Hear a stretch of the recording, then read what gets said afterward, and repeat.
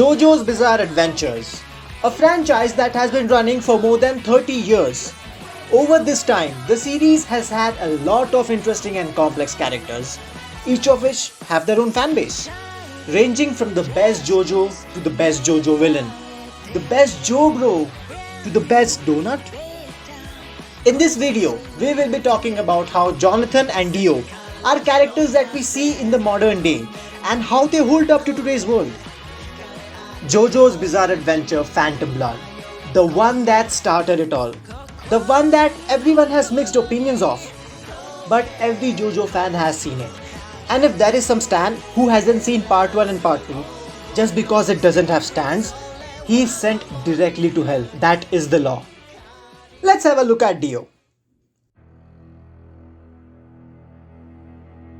Dio is that guy whose text messages you can find on r/niceguys.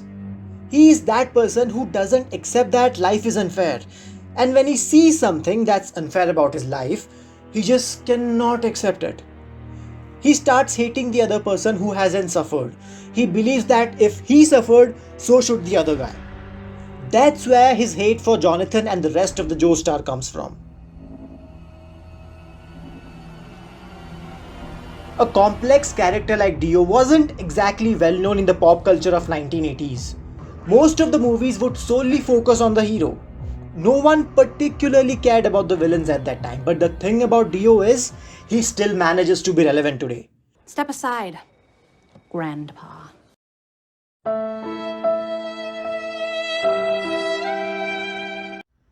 Today, in movies and series, a lot of focus is actually given on the villain. He is given a backstory, why he wanted to or did the things he did, and what led him to becoming a villain. And then we give that movie an Oscar. Compared to people of 1980s, today's people have changed mentally. Unlike in the past where people only focused on the good, today people actually look at horrors of life. And that's probably why Dio still manages to be relevant today. They love me. Now talking about Jonathan the hero, he does not seem to be as relevant as Dio today.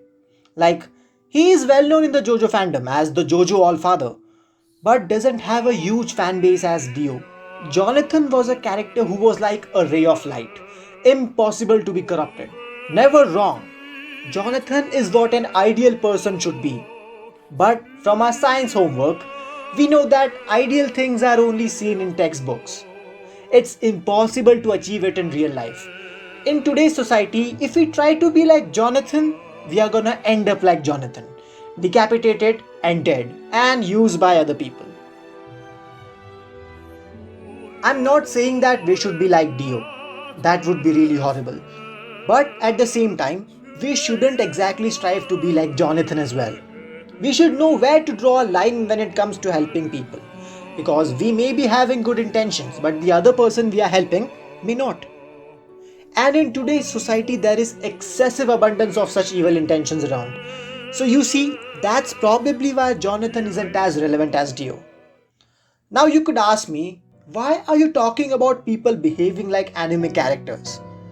That it's anime, it's not real, shut up. My reply is, we become what we like.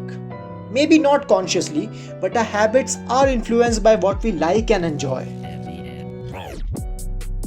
People like Dio still exist in today's society, whereas people like Jonathan, I would say that they are quite few and far in between. I am in no way saying that there are only two types of people. There are more types, but we see a lot more like Dio. Maybe not in person, but through news. Whereas someone like Jonathan is hardly noticeable, and maybe that is what contributes to their popularity. So, these were my thoughts regarding how Dio and Jonathan hold up in today's world. If you have some other opinions, do let us know. And if you want any more of such character breakdowns, let us know in the comment section. That's all we have for you in this video. Do not forget to like, share and subscribe. See you guys next time.